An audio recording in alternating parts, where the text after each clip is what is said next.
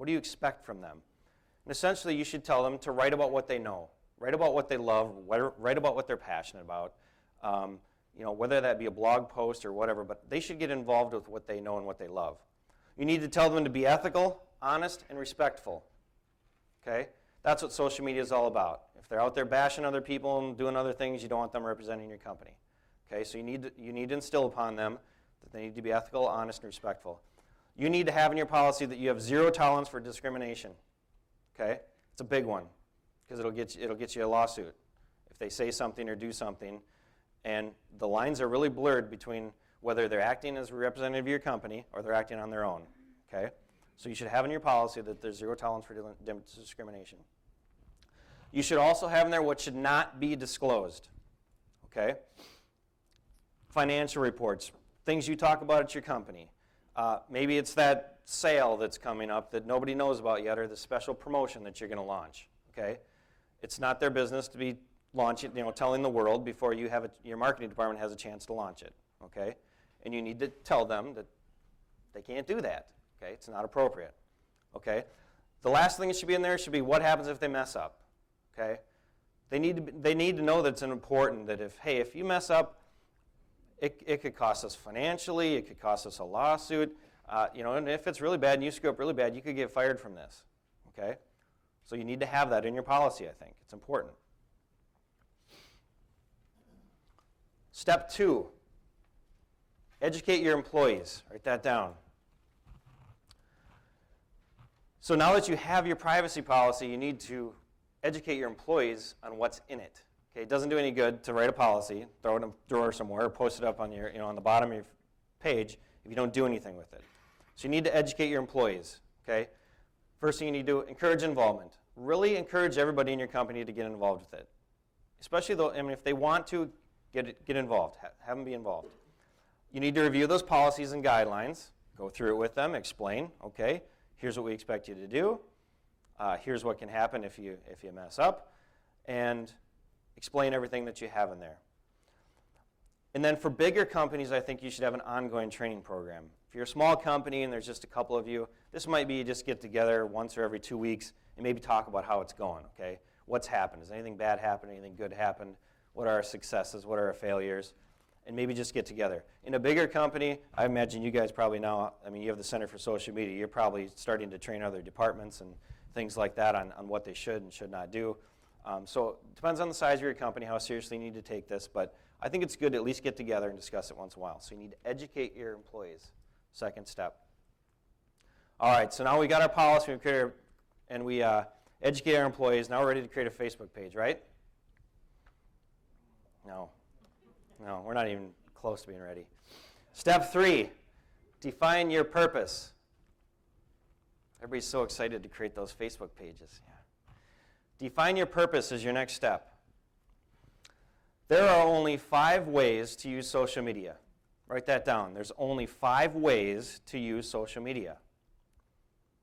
Your company needs to know which of those 5 ways you're going to use. The first way is branding. Write that down. You can use social media for branding your company. This is identity campaigns, all the typical marketing terms of branding. It's typically done with YouTube. YouTube is probably the biggest vehicle that's going on right now for using branding for social media. I got a short little video for you. Some of you may have seen it, some of you have not, but it's a great video called The Swagger Wagon. Yeah, this one goes out to all you minivan families out there. Sienna SC in the house. Where my mother, father's at? Where my kids at? Where my kids at? Where my kids at? Where my kids at? Where my kids at? Where my kids at? No, seriously, honey, where are the kids? They're right there, see? Oh, who means? I roll hard through the streets and the cul-de-sacs. Proud parent of an honor roll student, Jack. I got a swing in the front, a tree house in the back. My #1 dad mug says, yeah, I'm the Mac. I'm the world's best nurse when my kids get sick. I make a mean gel mold. I perfected my trick back when All right, so you get the idea. Has anybody seen that video before? It was viral. There was also one that Old Spice did a video this summer And they increased their sales. It was a video they did. They increased their sales by like 100% in the month of July from a catchy video like that, okay? It's a great way to brand your company, comical videos, but branding is the first way that you can use social media, okay? Most commonly done with YouTube. The second way is e-commerce. Write that down. The second way that you can use social media is with e-commerce. These are the people who have a tangible product to sell, and something that would usually sell well. I think Dell is probably the greatest example of this on Twitter. I mean, they have had an enormous amount of sales using Twitter for e-commerce. They're selling products, they're selling computers. Here's how this works. It's really simple. You know, on Twitter, they got 1 million followers, or 1.5 million followers on Twitter. So they sent out a tweet for this special because they know that what people want on social media is coupons, discounts, and specials. So they've embraced that. And they send out a special that they have on this certain computer. 50,000, they send it out to 1.5 million. 50,000 actually see it. And I'll explain why that is later, that only 50,000 of them saw it. 500 of those people actually click through on the link that's in the tweet that they send out. 50 of those people purchase it. And it generates $25,000 for them because the product was, I guess it'd be $500. Every time they send a tweet, they make $25,000. It's a pretty good gig, right? That's what Dell is doing, okay? Obviously, they had to get the 1.5 million followers, but they did that by offering something good. People were interested in the specials. They were interested in what they had to offer. So they were willing to let them into their life, okay? So e-commerce, actually selling a product, taking your followers and converting it into sales. It's the second way that you can use social media. The third way is research. Write that down. Third way that you can use social media is research. A great example for this is My Starbucks Idea. Has anybody heard of that? Couple. Starbucks took their fans and they said, we're going to use them for research. We're going to use them to make our brand better.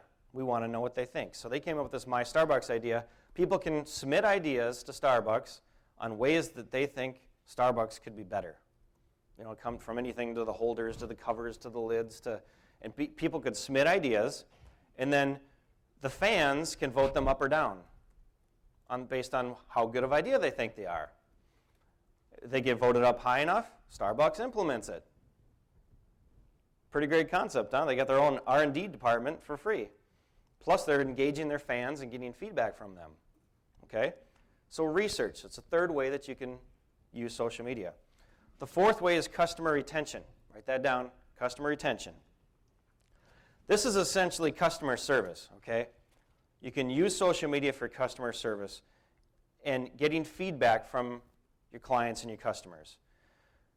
Those of us who are in business know that it's 5 times easier to keep an existing customer than it is to go find a new one, right? So why don't we invest a little bit of time in customer service and using social media to retain the ones we have, to build the relationship with the clients that we do have, okay? It just makes sense. The other thing we can do here is turn angry people into advocates, okay?